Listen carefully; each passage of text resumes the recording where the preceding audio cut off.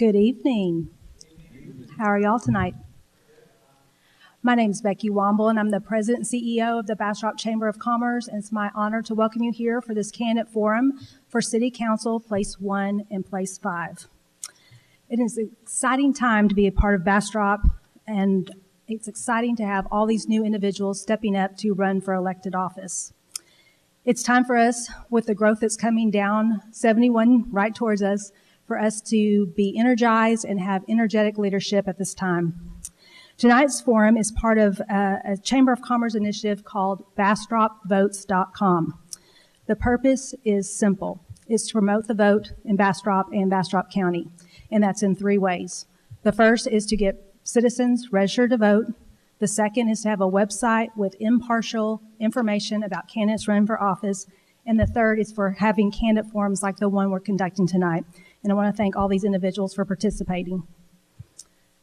We want you to have the information that you need before you go to the polls for Election Day on May 4th. On the topic of working together, I have to thank our partners at the City of Bastrop for letting us use this facility and helping us live stream these forums. We did 6 candidate forums in 2016. Don't ask me why we started during an election year, but we did. We did 3 in 2017, and we did 2 in 2018, and this is the first of 2 candidate forums for this election cycle this spring. Before we get started, I'm going to ask everybody in the audience to please silence your cell phones so that it does not disrupt our candidates. Also, if you need to leave during the forum, we're going to ask that you refrain from coming back in, because in previous forums we found it's very distracting for our candidates. And then also, our forum will end promptly by 7:30 or when we finish with all of our questions. I'd like to ask the candidates to speak clearly into their microphones so that the audience can hear your responses as well as the people watching at home. Finally, I need to introduce our facilitators for tonight. We have Carrie Fossler as our timekeeper, so give her a round of applause. And then our moderator tonight, Miss Laura Klein. Miss Klein and her husband own Klein & Company in Lockhart, Texas. She is a past president of the Abilene chapter of the League of Women Voters and comes to us tonight with a great deal of experience, including helping us with all of our forums in 2016, 2017, and 2018. So she's driven some miles between here and Lockhart. Ms. Klein, I would like to turn the mic over to you and let you introduce our candidates. Thank you, Becky. First, I want to go over some rules with you for this forum. As Becky said, the purpose of this forum is to provide the candidates running for Bastrop City Council Places 1 and 5 with an opportunity to answer questions of interest to the voters. Here is the criteria under which the forum will be held tonight. If a candidate does not attend tonight, he or she cannot otherwise be represented either by an individual or by a prepared statement. Questions have not been made available to the candidates in advance. The questions I will be asking have been selected by me from a list posed by panel members and rewritten for consistency and clarity. Each candidate will be allowed the following: a 2-minute opening statement, a 1.5-minute response to each question. The first to respond will get a 1-minute rebuttal, or half-minute rebuttal. Half-minute rebuttal. When I said that, I knew it was wrong. Opening statements will be given in alphabetical order. The questions will also be answered in alphabetical order. The first question will begin with the second person to make his or her opening statement. Subsequent questions will alternate between candidates in alphabetical order. To allow time for closing statements, a total of 8 questions are planned. If time permits, questions will be taken from the audience, which must be submitted in writing and may or may not be used based upon time constraints or the appropriateness of the question as determined solely by the moderator. Audience members are reminded that questions may not be asked of any specific candidate, but will be asked of all candidates in the order being used. Audience members are asked not to respond with applause or audible statements during the forum. We will now begin with the opening statements, first by place 1 and then by place 5. So our first candidate to give an opening statement will be Mr. Harris.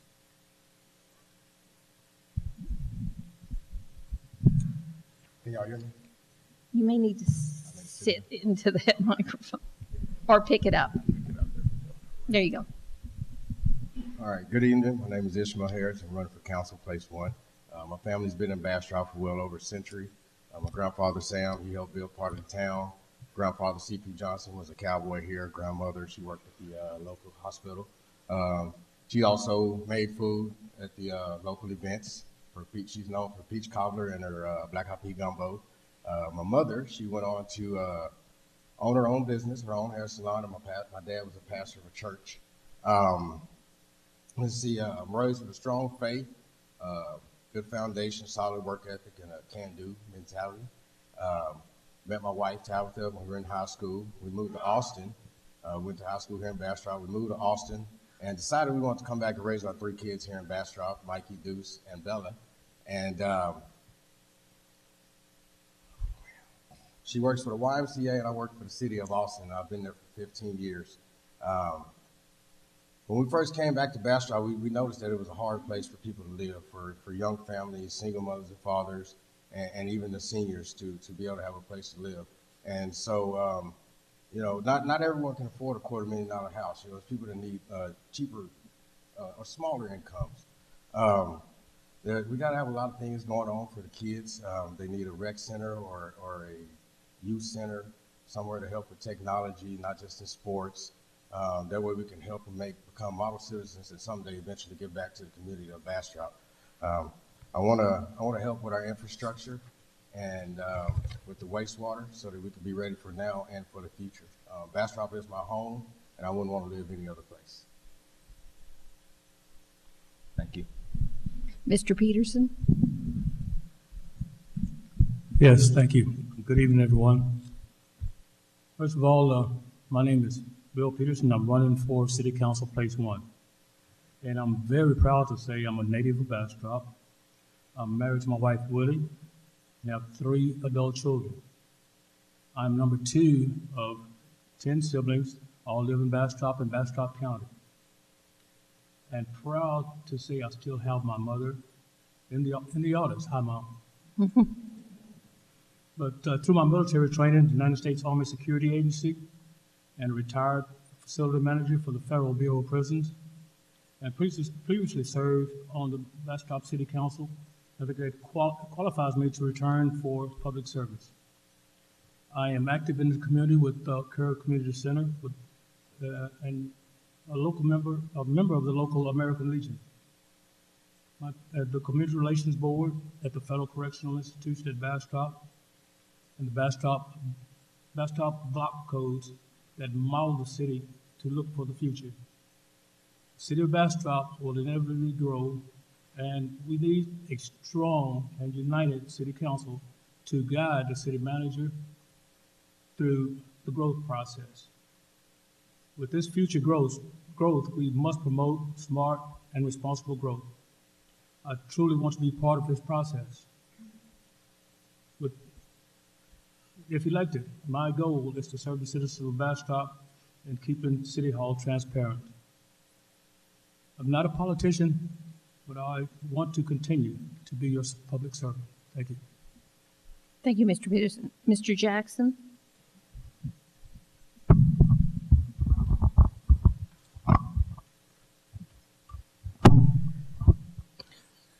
Good evening. If I get the microphone straightened out here, I hope you don't start my time so I can get it. So, my name is Doc Jackson, and I am running for place 5 on the Bastrop City Council. I was looking around in the audience, and I think I know everyone, but there are people that are watching online that I don't know, and so I wanted to let you know a little bit about me.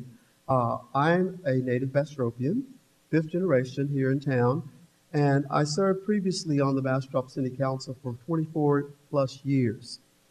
And so people have asked me, why, after 24 years, would you want to come back? Well, it's very simple. I still feel that I have something to give to the community. I still want to serve the community. And so many people were asking me different questions about different issues, and I was referring them to the current council and to the city staff, and yet they were calling and saying, well, can you find out for me? Can you do this? Can you do that? And so I said, okay. I said, well, if I'm going to answer this many questions about city council, about city business, I might as well get back in the throes of it all. And so I did decide to put my hat in to run again.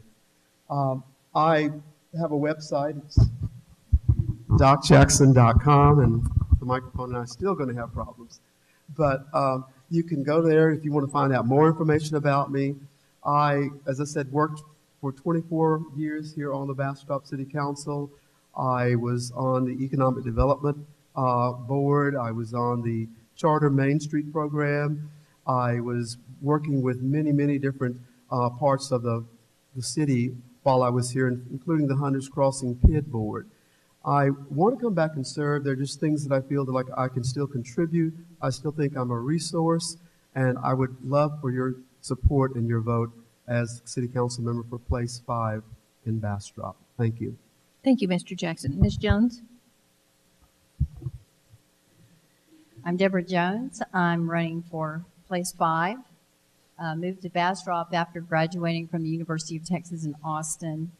I'm not going to tell you how long ago that was. No, it's been almost 40 years. So my husband, my 4 children, my grandchildren, we live here. And I count my first term in Place 5 as a success. Number one, when you look at your council, it is a respectful group of people. And we all work very, very well together. Everybody brings something to the table. One of the main things beyond that is just taking responsibility. Being part of this council, I've been one of the members, and I'm not going to say the only one. I think all of us have stepped up and taken responsibility for things in Bastrop that have really just not been addressed, or we've been unable to address for some reason, and specifically drainage, outdated codes and ordinances, the preservation of the old iron bridge, road maintenance, connecting neighborhoods, as well as the state park, the water treatment plant, getting that in the works, securing water. I'm the liaison to the Planning and Zoning and the Construction Standards Boards, and my background as a practicing rural appraiser makes me a major contributor to understanding that and providing direction and clarity. So I'm very excited to have the ability to run again, and the possibility of serving another term. And the other thing I just would like to point out is that, my involvement on the council has led directly to the hiring of the manager and the city attorney that we have that are really taking us forward. Thank you. Thank you, Ms. Jones. Our first question will be for the candidates for Place 1. Yes. Oh, I'm sorry. It's written down here. We have a third candidate for Place 5, Herb Goldsmith, who is out of the country on a previously scheduled trip and unable to attend this evening. Now, we'll go to Place 1, and the first question to Mr. Peterson. The current council has a strong commitment to enhancing our infrastructure. More meetings, discussions, and workshops are taking place that require a strong time commitment. Are you prepared to make such a commitment, and how many hours per week are you willing and able to commit yourself? Thank you very much. But as far as committing to our infrastructure, I've always, since I've been on the council, just before and now, have a strong commitment about our infrastructure, especially our drainage, our underground utilities, our streets. Those are things that are very high on top of my list and will remain on top of my list to get accomplished. This last couple of years, we have set aside some time and got some time frames for the rebuilding of our streets, to maintain our streets, and basically keep our infrastructure up to par. And we do have some underground utilities that are 30, 40 years old, and we are dedicated as a council to make sure that these jobs are taken care of in a timely manner. Thank you, Mr. Peterson. Mr. Harris? Yes, surely. The current council has a strong commitment to enhancing our infrastructure. More meetings, discussions, and workshops are taking place that require a strong time commitment. Are you prepared to make such a commitment, and how many hours per week are you willing and able to commit yourself? All right, well, I'm committed. Like, with me getting on the council, I'm gonna be committed to my duties as a council person. As far as the infrastructure, there's a lot of streets that I've seen since I've moved back here 10 years ago that still look the same. And I think it's hard pressed to get those situations and those streets addressed and changed and fixed for the residents.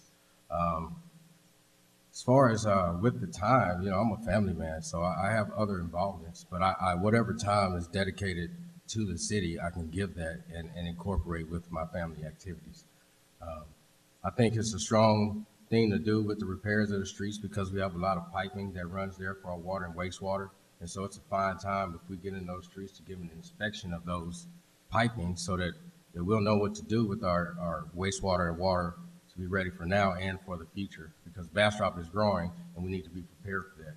And we also need to improve our streets for the residents that are coming here. Thank you, Mr. Harris. Mr. Peterson, would you like your half minute rebuttal time? Thanks again. I must say, by being on the city council as of now, there are strong plans that are in place to construct older streets, complete our utilities, and just keep our infrastructure up and going. And those plans are already in place. We're just trying to put together a time frame, and it's going to be sooner than the citizens think. Thank you. Thank you. The next question is for the candidates for Place 5. The question will go first to Ms. Jones. In addition to twice-a-month Tuesday evening meetings, the city has committees that meet at a variety of other times. There are also other community meetings and gatherings. With the overall commitment for meetings and preparation, etc., do you have the time and flexibility in your schedule to make this commitment? Yes. We have, as you know, 2 meetings a week, and one of several things that this council has committed to is transparency. And when you're transparency, you have a big, fat agenda. It's full of information. That's a commitment, being prepared, and I am able to keep up with that. Another thing that we've made very clear to our manager is when we vote, we want to know what we're voting on. We want to make good votes. We're not going to sit up here and just vote how we're told. And if you have any doubt about me voting or having someone tell me how to vote, I'd like you to speak to my husband after this meeting. So, but we have a lot of workshops. We get a lot of information. We give a lot of direction to the manager to give us, based on our policy direction, to give us the information we need so we can make good decisions. And I'm very well able not only to spend the time, but I also have the background because of my experience to understand a lot of the information and contribute. Thank you. Mr. Jackson? I, too, am committed to the schedule with the Bastrop City Council meetings. Having gone through it for 24 plus years, yes, I know it says 2 meetings a month, but it involves much more time than that. And I'm willing to make that involved commitment. And I would like to, still be involved with many things in the community as well. But I also will be attending other meetings that go on that are involved with the city so that I can keep abreast of things that are happening in my community to make sure that that I am able to address them if they come before the council as well. So, yes, I've met that commitment, and I am willing to continue to serve in that capacity, whether it's working with committee meetings that the council assigns me to work with, or with different boards and other groups as well. And I am retired now from Bastrop County and from other work, but I still maintain a busy life schedule. But I would definitely, it seems like even though I've gotten busier since I retired, I still have time to make that commitment. And that's why I chose to run for city council, because I wanted to make the commitment and to be available to the citizens and to make the decisions that are necessary as a council member. Thank you. Ms. Jones, you have 30-second rebuttal.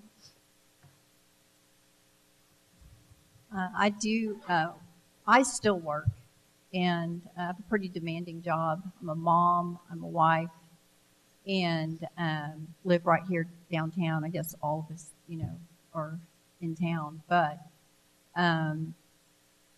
my relationship with my neighbors, my kids, my grandkids gives me a unique connection to many different generations. And I think that's a pretty valuable resource. Thank you. The next question is for the candidates from place 1. It will first go to Mr. Harris. In light of current and anticipated growth, is the city's current management structure and staffing able to handle this growth? I believe that the current staff has done a fine job in getting us to where we are. What I believe is that we can use a little bit of youth in there to get us pointed towards the future. Being a 80s baby, I got a good perspective of the older generation that came from, the hard-nosed grind work to get us to where we are, to get to the technological advancements to today. And so I think that I bring that perspective, and I can also stick with the foundation of what got us here and bring in younger ideas. With my involvement with the youth, my kids at school, I see what the younger generations are headed to and where we're headed to, and I have a good insight on that. So, thank you. Mr. Peterson? Yes, could you repeat the question, please? Surely. In light of current and anticipated growth, is the city's current management structure and staffing able to handle this growth? Yes, the city is definitely ready to manage this growth. We've had programs through building Bastrop codes and taking care of business to take care of flooding. And there are several more issues that the city council is taking on to take care of growth. And like I said, the number one is drainage. We must control our drainage before we get into a lot more development and construction around the city. Now, even though that the city is still working toward that goal, we still have had some growth in the past to where we're still letting permits, but we have staff checking these permits to make sure that we have drainage that's not going on to our their neighbor's property. And that's one of the main things we're trying to do, is have a prevention of runoff and have engineers to look where this drainage is going and keep all your neighbors safe when they start building. Thank you. Thank you. Mr. Harris, you have a 30-second rebuttal. okay. So along with the growth, there have been issues with drainage, and there are citizens that have paid the cost of those things.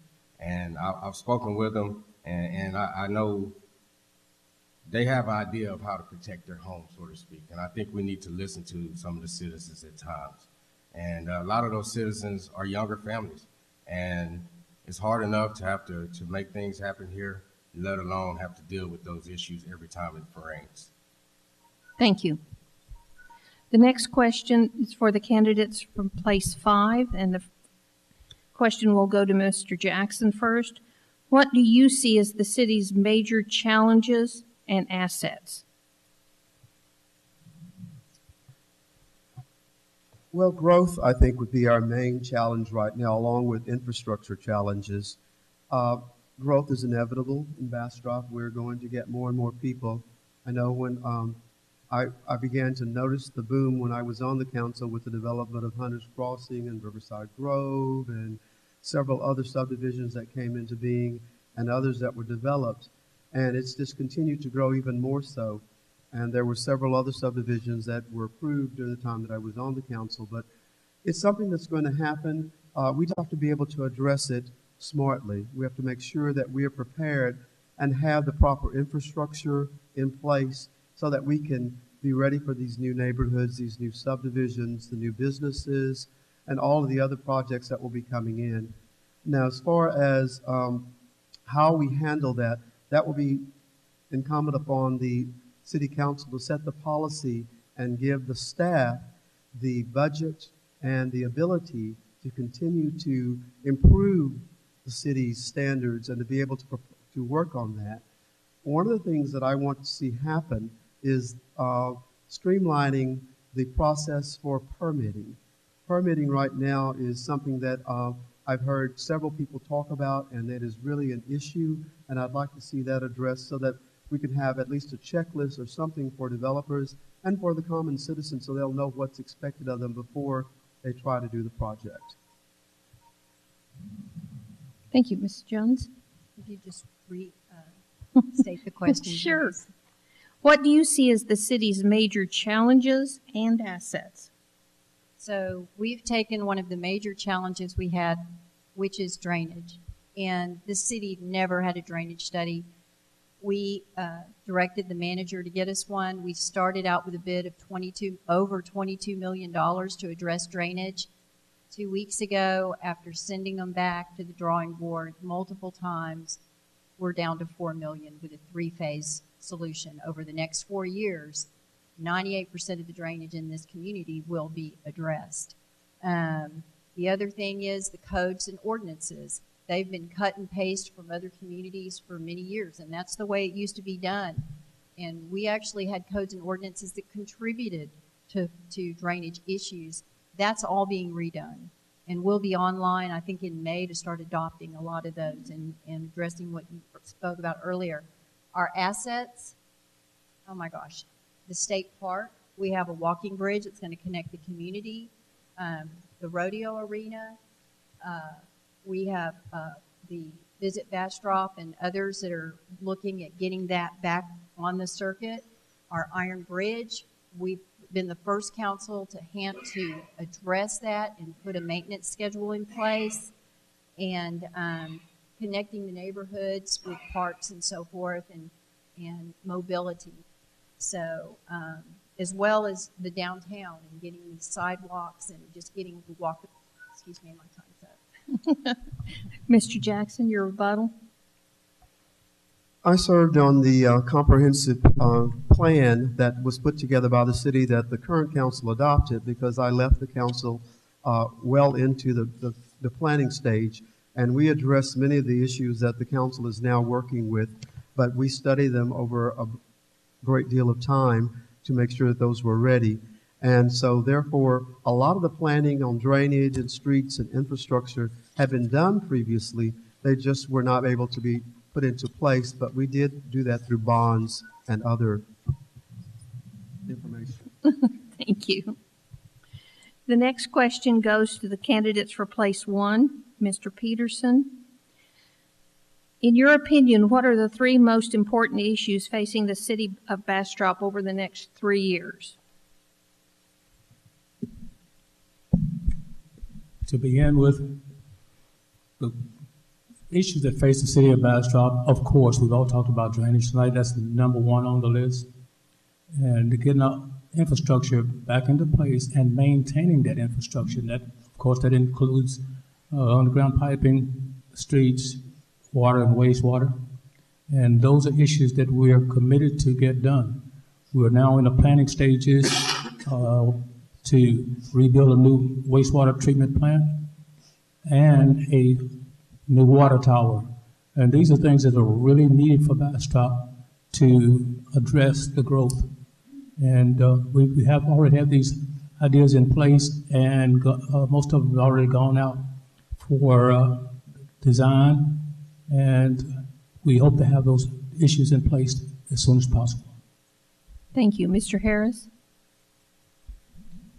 All right, my three main issues are affordable living, like recreation or outdoor activities, not just for children, but for the older active adults, And of course, you have the infrastructure, all right, everyone spoke on that. So I won't continue on that. We know things need to be done with that to get ready for our future. But I think affordable living has a negative connotation, and it, just because monetary status does not dictate the type of person that you are. And so I'd like to see for people of all walks of life be able to have a chance to own their own home and raise their families.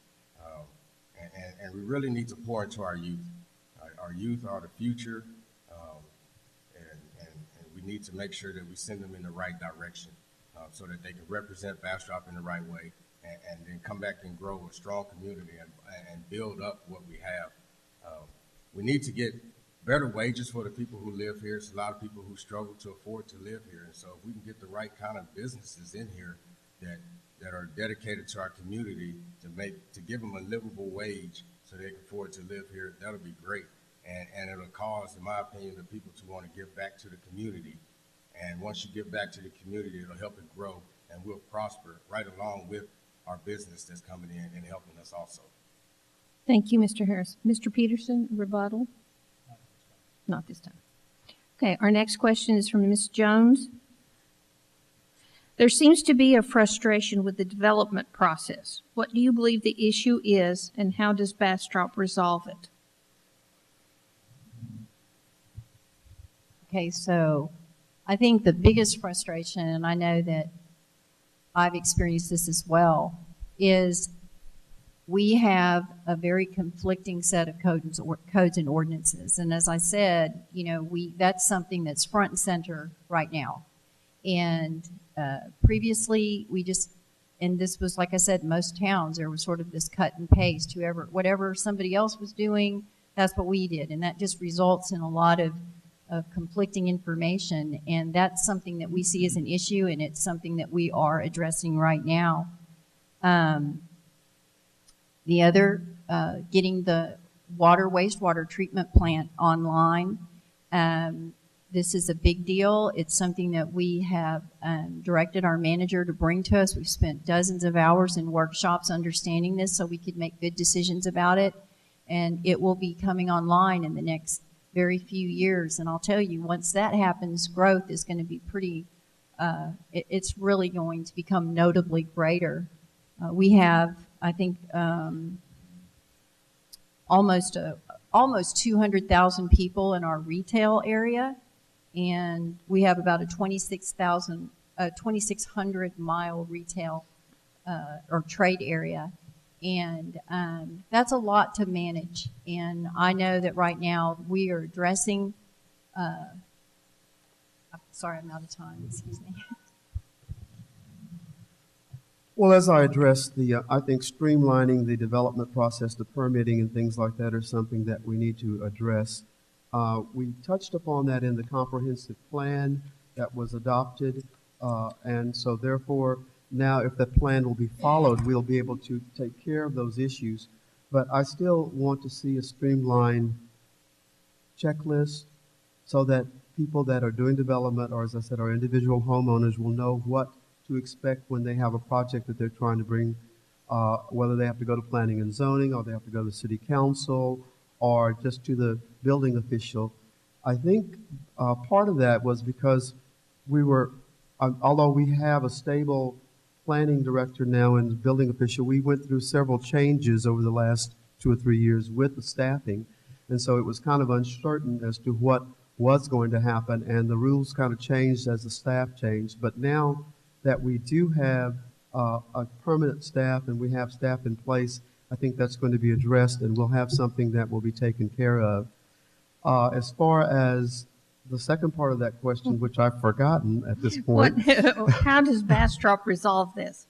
I think we resolve it by following the comprehensive plan, by looking at the discussion from the citizens and getting their involvement and making sure that we do it legally. Thank you. Ms. Jones, rebuttal.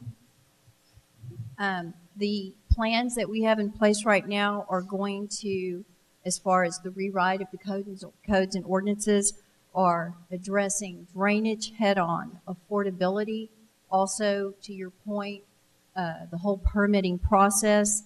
And on top of all of that is financial feasibility. We do not want growth in this community that will burden existing residents. We want growth that's going to pay for itself. And that is headlining all of the changes that we're making with codes and ordinances. Thank you. The next question to Mr. Harris. What are your thoughts on economic development as far as job creation and new capital investment in our community? I think job creation is very critical to the economic development. Without the right kind of jobs to support the community, then the community can't do anything for itself. We need to make sure that the jobs that come in support the community, that they're not here just to reap the benefits. You know, they need to give back at all times, because in essence, the community is what makes the job.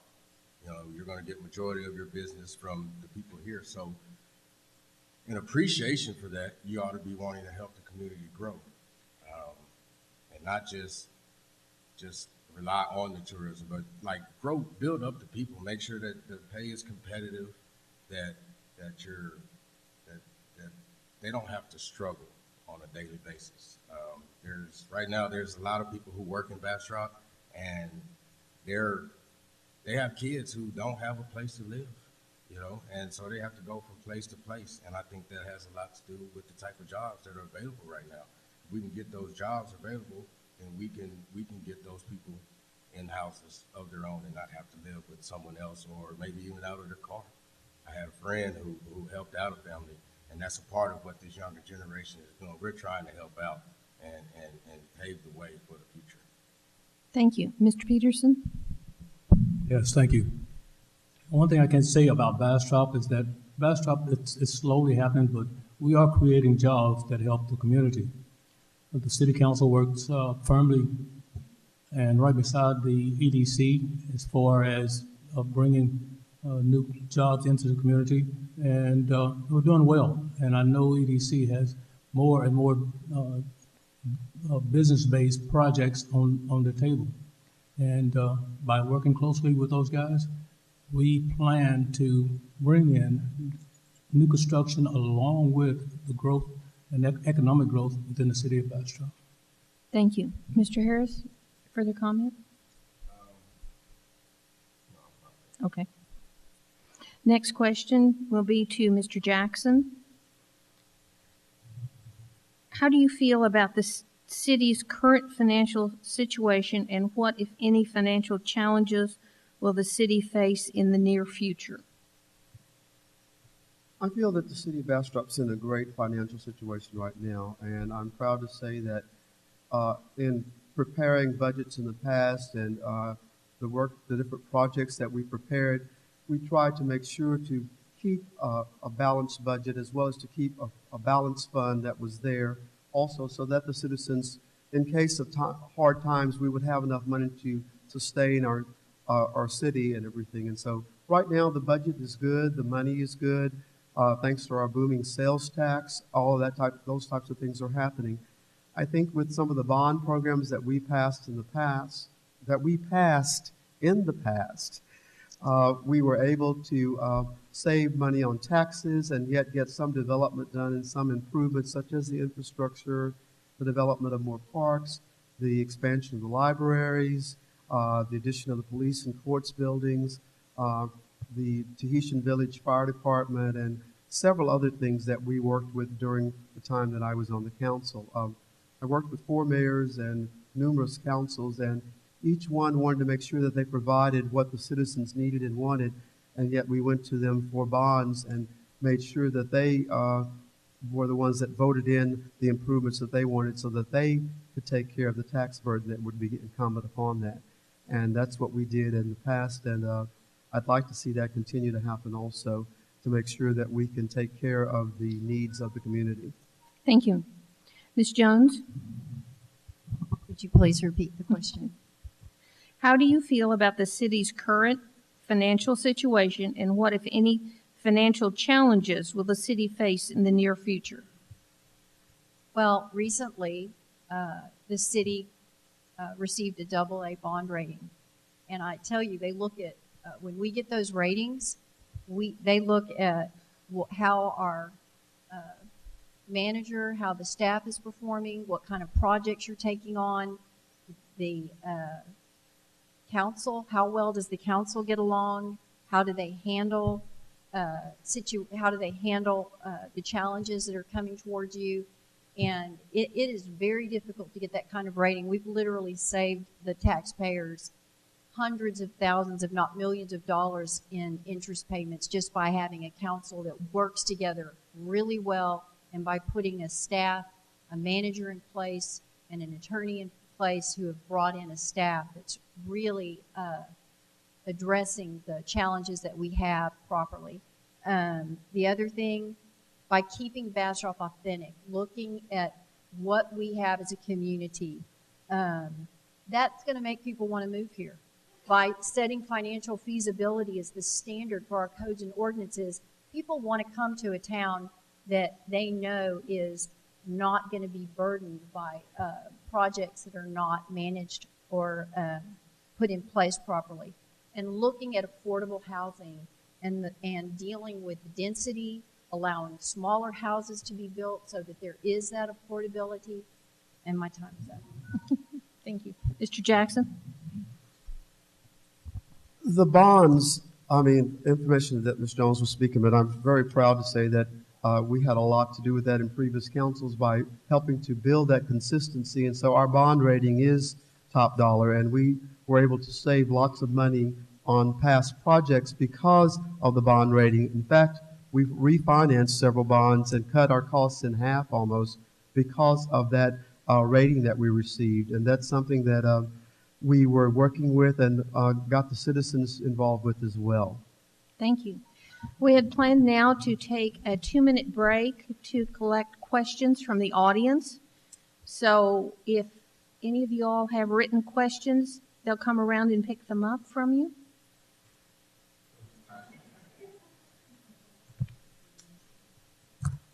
Okay, next question for Mr. Peterson.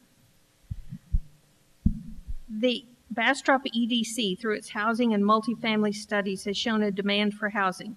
What would you propose to attract new developments to meet that demand?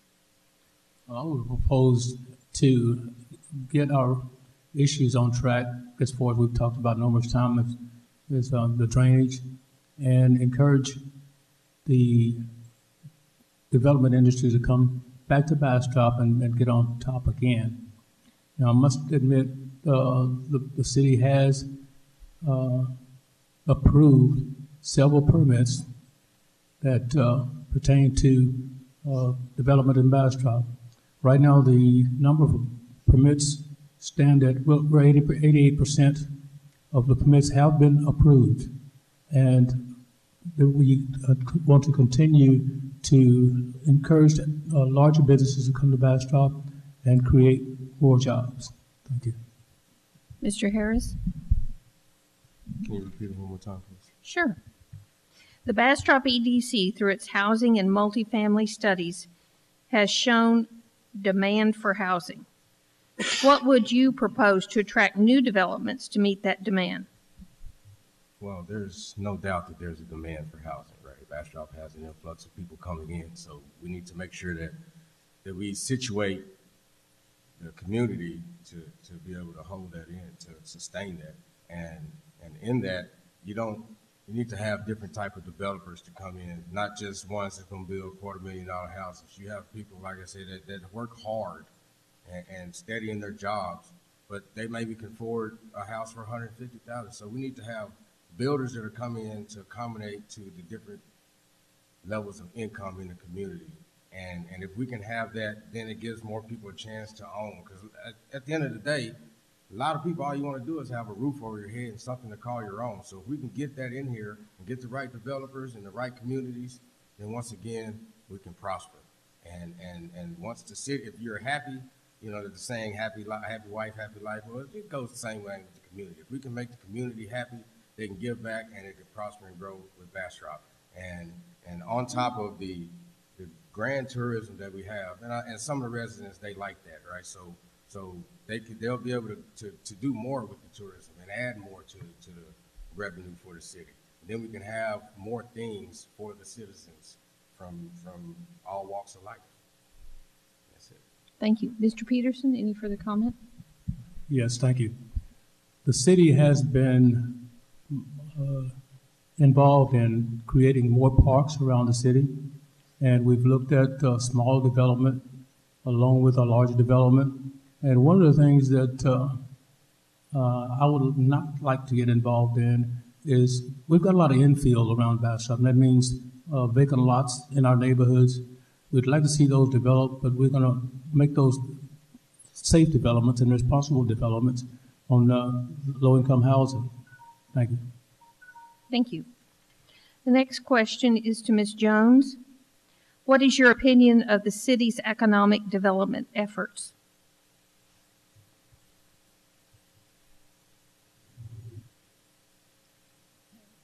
I'm not quite sure what direction to take on that.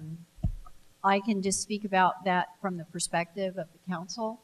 And so I believe what's really important at this point is streamlining our codes and ordinances, which we're doing. Financial feasibility, which we have as a standard for all of our development. Implementing the drainage study that we've had done with the bids over the next 3 years, just to give people some peace of mind about just the security of their homes. And continuing to address the affordability of housing. And on top of all that, keeping Bastrop authentic. It is such a really cool rural community, and building on the traditions that we've had here. That's, I think that's giving the economic development a pretty deep, it's giving them a lot to work with. The council is doing their part to allow the economic development community to thrive. Thank you, Mr. Jackson. Would you repeat the question, please? What is your opinion of the city's economic development efforts? Well, I think that the Economic Development Corporation is working well into trying to bring new businesses into our community. I think that we could start targeting industry that would provide more jobs for different levels of people. And I think by getting our school system involved, that would help some of the projects also. It's a great effort that's being placed forward, but I think we can go further with it by, as I said, trying to get economic development for all different types of jobs, getting the students to stay in our community instead of once they graduate just leave us and go on to where they can find employment. I'm finding that with a lot of students. With many of the scholarships that we provide to some of the agencies and organizations I work with, we find that we're losing some of our better students because they can't find an affordable living here. And so I think if we would target industry, if we would target the different types of jobs, besides for the retail types of jobs, which is not bad, but we need something that's going to be sustainable, that people can make a living, they can pay their bills, so that they can also raise a family and afford a home. And I'm hoping that that's something that we'll be able to address through our Economic Development Corporation and through the city's partnership with them. Thank you. Ms. Jones? Being part of a council that gets along, that I'm very, I contribute, I bring a lot to the table, and as do all the other members, and taking care of business and accepting responsibility. I think that's the best thing that we can do for economic development in this community, and I can say that we're doing that. Thank you. The next question is for Mr. Harris. Suppose the city faced a development proposal that meets all the regulations, yet a large number of citizens appeared before City Council and opposed it. How would you make your decision? At the end of the day, what makes Bastrop Bastrop is the people who live in Bastrop. And there are some things that maybe the citizens might not see as far as the well-being for Bastrop, but in an economic standpoint, it's going to affect the citizens. So we need to make sure that we consider their input, and if it's the right decision, we can go with the citizens. That's what we're here for as council members, are to hear what the citizens have to say, and in essence, base our decisions for the citizens. Okay, thank you. Mr. Peterson? You repeat, please. Yes. Suppose the council faced a development proposal that meets all the regulations, yet a large number of citizens appeared before the council and opposed it. How would you make your decision? Well, my decision will be made upon the area and the type of development, as well as listen to the citizens. If the new development is going to encroach on the citizens of Bastrop as far as their livelihood and their homes, then we'd have to look at that real close and then make a decision as to where we go with that. But our main priority is taking care of business of the citizens of Bastrop. Thank you. Mr. Harris, any further comment? There are some projects that have happened that, from me talking to the citizens, they don't feel that their voices were truly heard. And so I think that's why we don't have the full support of the community like we do. If we can start hearing more voices of the people, then we can get more support and, in essence, turn things around. Because just because it looks good on paper doesn't mean it's always good.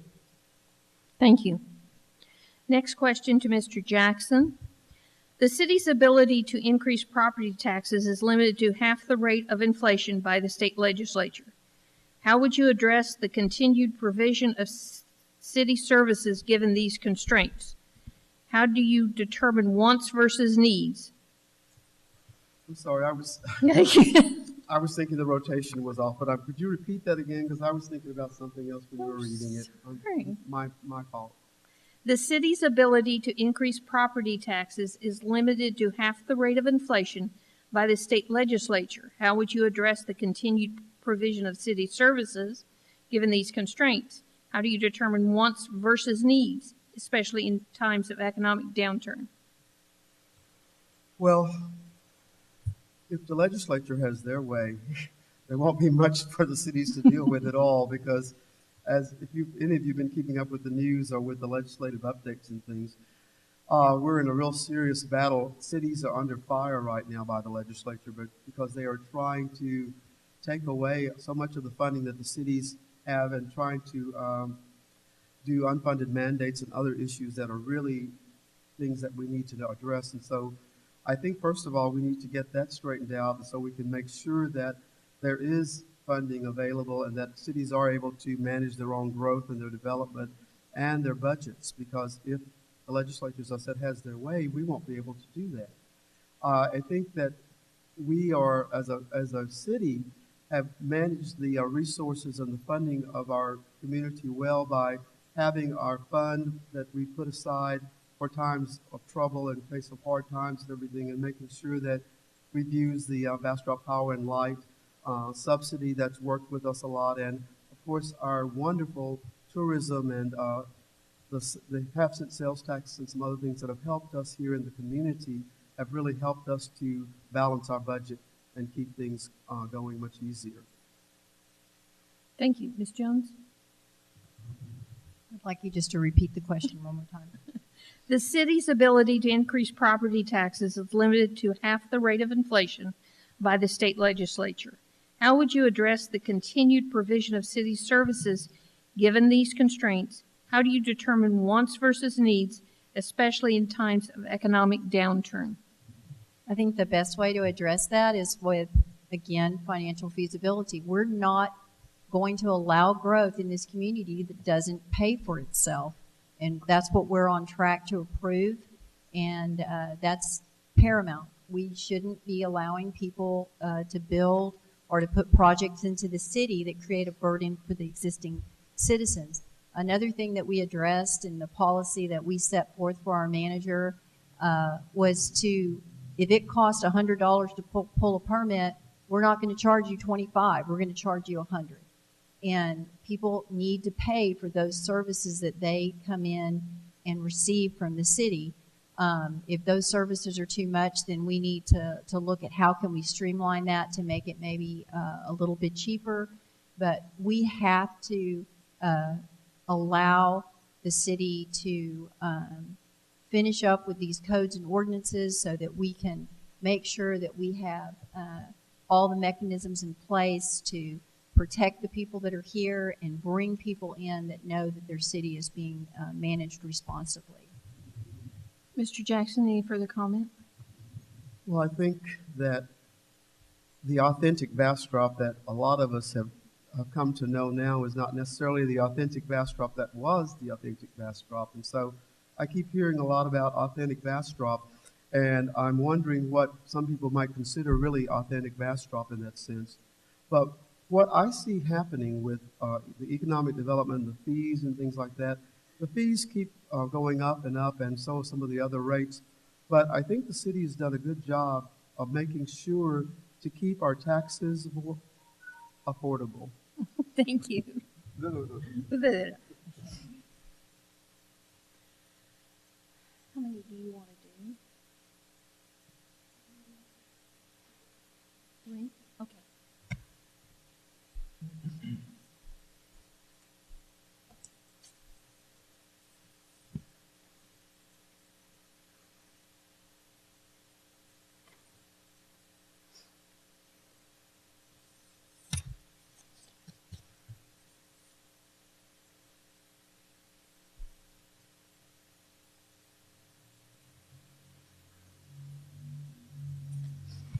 Okay. The next question will go to Mr. Peterson. I'll ask this of all 4 of you, so we won't have a rebuttal time. We will just have the questions answered by all 4 of you. Okay? Mr. Peterson, question from the audience. How do you feel about saving or tearing down the old iron bridge? And what is the maximum you would be willing to spend to rehab it?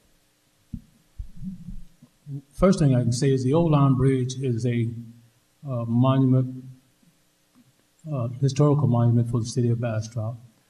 As far as tearing it down, that's something I will fight wholeheartedly. And I want to see it restored. And I've heard some people about tearing it down. We can't tear it down because it's filled with asbestos paint, and that will eventually be in the river. And we do not want contamination in our river. But the city is putting together a plan to save our Old Iron Bridge and restore it almost to its original condition, and I want to continue on that path. We have to save this bridge. Mr. Harris? I might be a little younger than Mr. Peterson here, but I got a whole lot of memories about that bridge. I'm sure you do. I think that's part of Bastrop. I think that bridge should forever be here. We need to explore as many options as possible on what to do to save that bridge. And the people of Bastrop should not have to be burdened with an extreme cost of repairing the bridge or removing the bridge and have to be forced with a decision based on tradition that means so much to them with the monetary value. You know, we need to find the best way possible economically to get that bridge repaired and in good condition, and also maintain the river. You know, we don't need to contaminate anything. So I think that's possible. There's bound to be a company out there that we can work with, a group we can work with, to where they're not here just to try to take everything from the citizens just to repair something that means so much to the community. Thank you. Ms. Jones? So save the bridge. Yeah, I'm on board for that. We're looking at about maybe $10 million to restore it. It's about $5,000 or $6,000 to tear it down. So I think that's an easy answer to go ahead and just restore it. I don't think that's going to help us. And in the process, we're going to turn that bridge into a park. And it's going to be a park right over the water. And that's something that this council came up with. We've already directed our manager to do the studies that we needed so we could make those decisions. And I feel pretty confident that our manager is going to be bringing us back some pretty creative financing and with grants and maybe even the possibility of some hot funds that you can use for historic preservation. So I feel pretty confident the citizens are going to be happy with not only a park bridge, but also with the solution that the council comes up with to restore it. Mr. Jackson? Talk about authentic Bastrop. The old Iron Bridge is authentic Bastrop, and I definitely want to make sure that that continues to be a part of our history. I thought it was already a park. I thought we'd already considered it that years ago because we did so many different parks activities there, but my memory may be fading after a while. But I think the cost that it's going to be to make that happen, we'll have to look into other resources besides our tax base, besides our local citizens. There are grants, there are different, all different types of funding that's going to be available that we can utilize in order to pay for that. So not only will we have the funds from our tax base, but from the state, there's even federal funding that's out there. And I know we've kind of looked, I think you all have looked into, the council has looked into it, and several other people have looked into ways of finding funding. And there are grants available out there. And just recently I was putting online, on Facebook actually, a story about the failing bridges across the United States. And so we're not the only one that has a bridge that is failing and having some issues. It's happening nationwide as our infrastructure begins to age. And so that's something that I think that we'll be able to find some more funding for outside of our tax base here. But yes, we have to save that authentic Bastrop Iron Bridge. Thank you. The next question to Mr. Harris. There are discussions and plans to widen Highway 71. Is the city working with TxDOT to be prepared for this project and the opportunities available? I'm not aware of what the city council is doing with that. That's not something I've been privy to. Okay. At the moment. But I will, if I get elected, I will be involved in those decisions to make sure that it is the right choices for the citizens and the businesses along 71. Mr. Peterson? Yes, I want to assure the citizens of Bastrop that TxDOT does have plans to make Highway 71 wider. There's plans to put access roads on each side, which is truly needed for Bastrop because right now with the overpasses, we still experience congestion on 71. And I think by going across the river with the access road, that would alleviate some of the problem of people having, or citizens having to force their way, if you will, to get on Highway 71. It'll make it much easier, the more access roads that we have, to have more traffic and keep the flow of traffic either bypassing or coming into the city of Bastrop.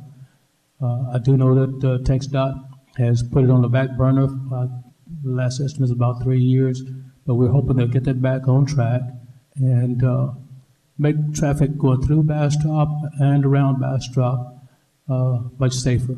Thank you. Thank you. Mr. Jackson? I know that the city and the county, as well as TxDOT, are all working together to develop those plans. And I've been reading several of them online at different places, and there have been some meetings that have been in discussion with that project. And so I'm familiar with what's going on with it, but I know that there's a lot more that needs to be done. And there was some confusion with some of the citizens about the overpass. And so my neighborhood watch group clarified some of that and made sure people weren't alarmed about what was going to be happening if they're going to be blocked in their neighborhoods and things like that. But there were some misunderstandings, but I think that's been clarified now. And I know our commissioner is working on it, and several other people are making sure that the city and the county and TxDOT communicate that to the citizens so that they won't be on end or unnerved thinking that they won't be able to get out of the subdivision. And so, yes, that is happening, and it's much needed. And I remember before 71 came in, and it used to come right, instead of 71 came right through town, came right by my house. And this is a big change, and more changes are coming, and more crossings on the river and everything else are coming in. And I'm glad to see that, because we don't want to be trapped inside here. We need several escape routes. So our manager, our mayor, have a very good relationship with TxDOT, and the council is always very supportive of projects brought to us and ask the right amount of questions on making sure that they coordinate with the city. And there are a lot of changes coming, and they're going to be really good for the city. I don't think I can talk too much more about this since 3 people have already talked about it, so I'm just going to throw something else out there. One thing that we're real big on is safety. And comparatively speaking, I want to talk about our police, the new captain that we have. And speaking from what went on last year to what's going on this year, we have total 407 crimes reported. And this year, comparatively, 268. So that's a 34% decrease. And I think a lot of that can be attributed to the manager that we've brought online and then the staff that she's subsequently brought online. Safety is a big issue for this council. And just as we work with TxDOT, we certainly work with, we certainly set policies for our manager to keep this community safe. Thank you. Becky, do we have time for one more? Don't think so. Okay. All right. We will now go to closing statements. We will begin with Mr. Peterson. Thank you. In closing, I have a thorough work experience and know I can bring some new ideas to the council and to the citizens of Bastrop. I'm a very good listener and will always be available to citizens of Bastrop for their input and suggestions. If elected to the City Council, I plan to continue trying to reduce waste in all areas of city government. And I want it to be known that the City Council worked for the citizens of Bastrop and trusted to make good decisions that affect the city and make them in a timely manner. We have to be prepared for future growth. Our future growth has to be, and not, we'll get our future growth prepared for future growth and not try to catch up with growth. I want to increase our public safety through annual refresher training for our police officers, our firefighters, and update training for code enforcement. I want to give all the city staff the resources that they need to do their jobs so that they can take ownership of their jobs. The city must update and maintain its infrastructures, such as drainage, water, wastewater, city streets, and electrical issues. We all know here that it is inevitable that the city of Bastrop will grow, and that's why we have to promote smart, responsible development to coincide with the growth through programs such as Bastrop Block Codes. I want to continue to serve as a public servant, as a good listener that puts the citizens' concerns before any personal agendas. I'm in this race because I truly care about the citizens of Bastrop. Thank you. Thank you. Mr. Harris. Thank you to the organizers of this forum. Thank you to everyone involved. I also want to thank the people for coming here and everyone watching. I appreciate your concerns in our city. I live this stuff every day, what I'm standing for. I have my kids, have friends, they're going through situations, their parents going through it. I have friends who want to live here, and it's just hard for them to do. And so I want to make sure that it's a Bastrop that works for everyone. That it's for the young, for the old, the ones that are well off, the ones who have money troubles. Like I say, money doesn't make the citizen. It's the community that makes the citizen. And so I want Bastrop I want to be a Bastrop that lets the citizens know what's going on, and we do something about it when it's something that needs to be taken care of. Like I said, we have kids in the school district who parents don't have a place to put them in, and somewhere along the lines, something happened where the cost of houses increased a whole bunch, where people who lived bought 5 years ago cannot buy now, and so we got to fix that problem. I want to make sure Bastrop is equitable, and that it cares about all the neighborhoods from the north end of town, Hunters Crossing. I live in Riverside Grove. It's a great neighborhood. Tahitian, downtown, all throughout the city. We need to make sure that we look after our citizens. And let's see, we have great facilities here: Performance Arts Center, gyms, parks, new park, Delgado Park. I believe that's the name of it, and that we can utilize for taxpayers.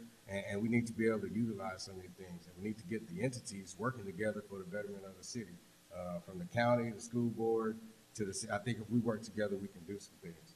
And so I want Bastrop to be, I want a Bastrop to where we can all feel a part of it, a place where we can all call home, where we have great friends, great neighbors, and great jobs.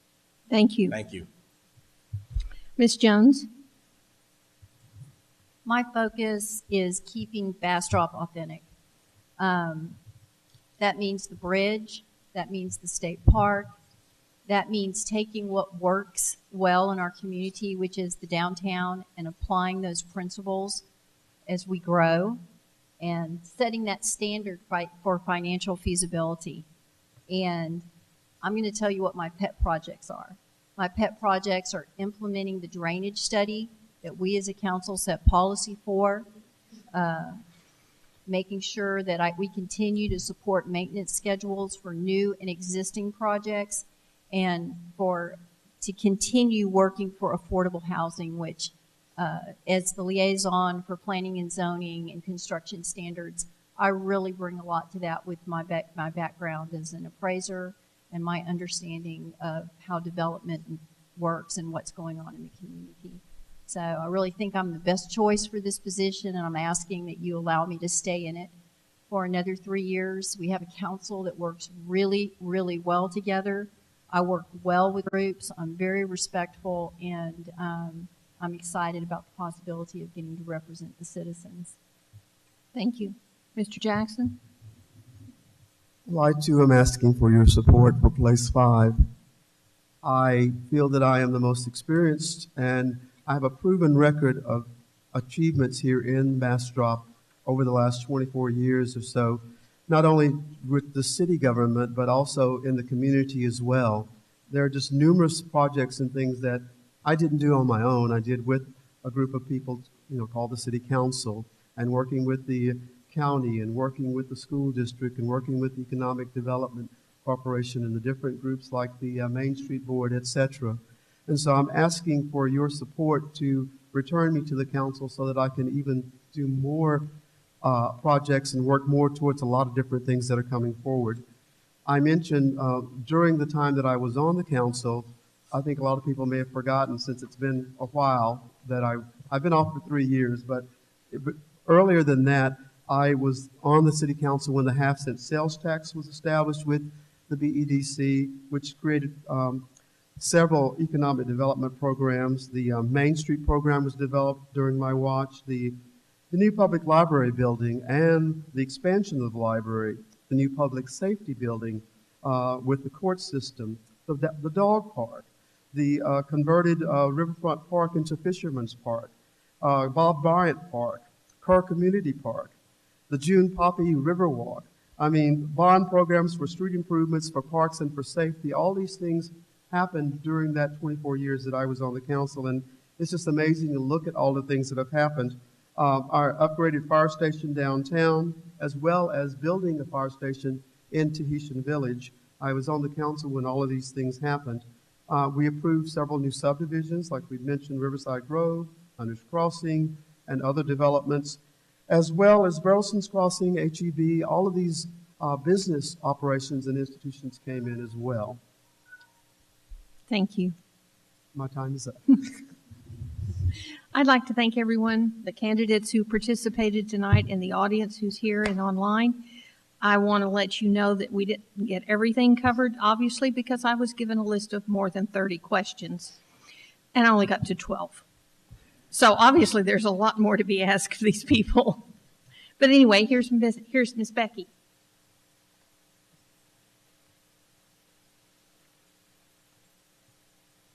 As I mentioned at the top of the evening, this is a cooperative spirit that made this candidate forum happen. First, I want to thank Laura Klein. She has driven a lot of miles back and forth from Lockhart to help us with this initiative and poured herself into Bastrop. So she needs a round of applause.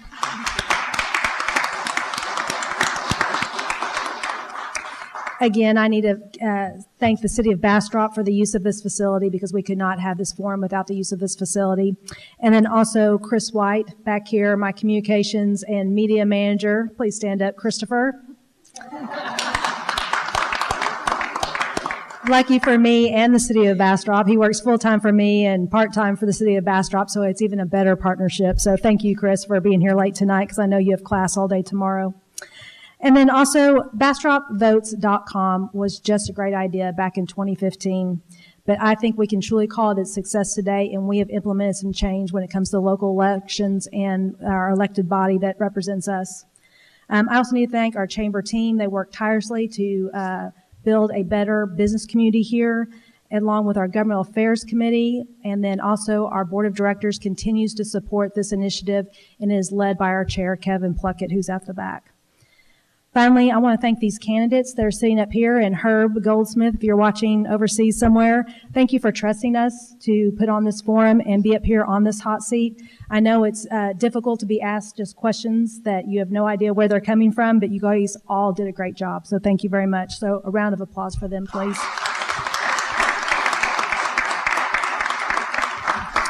And then I want to remind you that back here in this room on Thursday night at 6 o'clock, we will have another forum for school board. We do have an election for city council and school board. The early voting dates are Monday, April 22nd, and runs through April 30th, with election day Saturday, May 4th. I also want to mention that the Bastrop County Insider has a voter's guide for Bastrop County. We do have copies of it here on the back table, so please pick up one of those as you go home. And then also be sure and do your homework. Go to our website, look at the information that's there, and go vote. There's a lot of people who gave up their life for us to have that right, and elections are, especially on the local level, are determined by just a handful of votes. So please go cast your ballot. Thank you for your attendance. Have a good evening and have a safe trip home.